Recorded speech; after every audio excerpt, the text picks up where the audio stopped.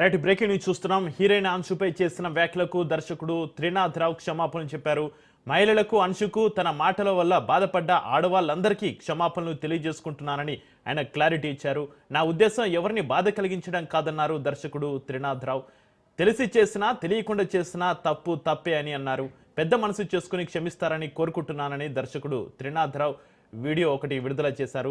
మజాకా ticket release ఈవెంట్లో దర్శకుడు త్రినాథ్ రావు heroine అంశుపై మాట్లాడిన మాటలు విమర్శలకు దారితీసింది.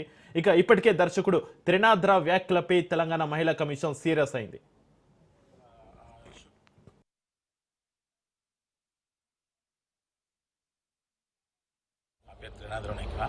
నిన్న మజాకా టీజర్ రిలీజ్ ఈవెంట్లో నేను మాట్లాడిన మాటలు చాలామంది మహిళలకి మనసుకి నొప్పించిందనే విషయం నాకు అర్థమైంది.